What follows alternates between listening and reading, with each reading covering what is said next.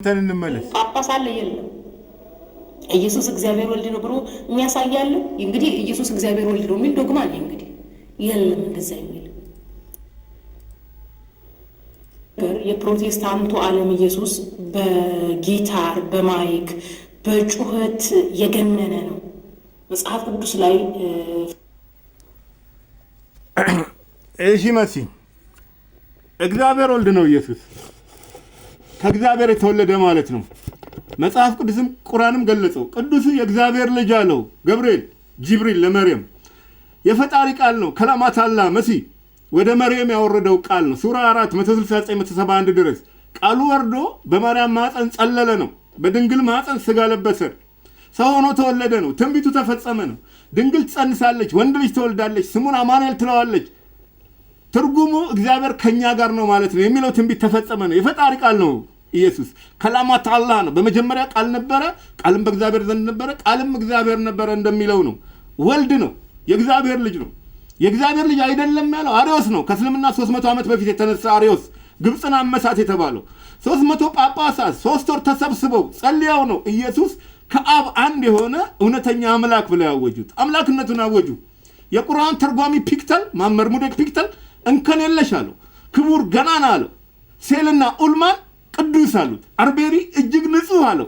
ጊታር አይደለም ያገነነው፣ ልዩ ነው፣ ገናና ነው። ልደቱ፣ ስሙ፣ ማረጉ፣ ትምህርቱ፣ ታምራቱ፣ ትንሳኤው፣ እርገቱ ልዩ ነው።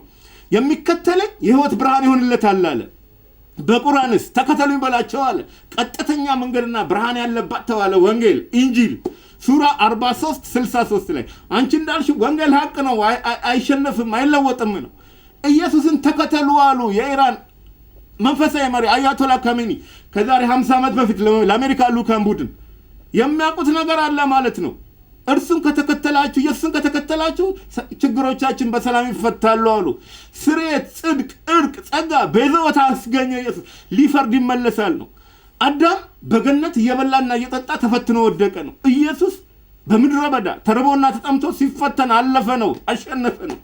ምሳሌ አለው ለማይታየው እግዚአብሔር እውነተኛ ምሳሌ አለው ቆላስይስ 1:15 ላይ አልመሳል አለው። ቁርአን ደግሞ ምሳሌ ማለት የመርየም ልጅ ምሳሌ ተደረገ አለ ሱራ 43-57 ላይ ብሩክ፣ ቅዱስ፣ ጥበበኛ፣ ተምረኛ፣ ምልክት፣ ምህረት አለው ቁርአን ኢየሱስን። ዓመተ ምህረት የተባለው ለዚህ ነው። መልአክ ናቸው ልደቱን ያበሰሩት። እንደሱ የተወለደ የለም ነው የሚባለው። የመርየም ልጅ ነው የሚባለው በቁርአን። ሌሎች ሁሉ በአባታቸው ስም ነው የተጠሩት።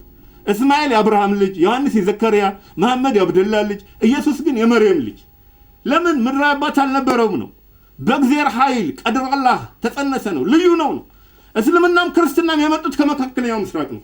ክርስትና እግዚአብሔር በላከው ሐዋርያ ፊልጶስ መጣ ነው። በኢትዮጵያ ንግሥት ወዳጅ ንብረት አዛዥ ትሬጀረር በጃንደረባ መጣ ነው። ዓለምን በካደ ሰው ለፈጣሪ ባደረ ጃንደረባ በክብር መጣ። 600 ዓመት ቀድሞ በሰረገላ መጣ ነው። ገናና ነው ኢየሱስ። ቁርአን ራሱ ገናና አለው ሱራ 3:45 ላይ በዚህ ዓለም ብቻ አይደለም አለ፣ በመጪውም ዓለም ገናና ነው አለ። በዱንያም ገናና በአኺራም ገናና አለው። ጊታር አይደለም ያገነነው፣ ቁርአን አገነነው። ኢሉስትሪየስ አለው 108 ጊዜ በቀጥታ 187 ጊዜ በተዘዋዋሪ ተጠቀሰው ኢየሱስ። መሪዎች ሰገዱለት ነው፣ ተንበረከኩለት። ነገስታት ገናና አሉት ነው። ከክሌቭላንድ እስከ ካርተር፣ ከሩዘርፎርድ እስከ ዋልተር ያሉ መሪዎች፣ ከአይዘንሃወር እስከ ጃክሰን፣ ከኦክስፎርድ እስከ ታቸር፣ ከብራውን እስከ ሜጀር፣ ከካሜሩን እስከ ጆንሰን ያሉ መሪዎች ያለ ኢየሱስ ንጉስ የለም አሉ። መሊክ አልመሊክ አሉት። የነገስታት ንጉስ ነው። ገናና ነው ኢየሱስ። ልዩ ነው። ሁሉም ነቢያት እንደምታውቁት ልዩ ስም አላቸው ይባላል።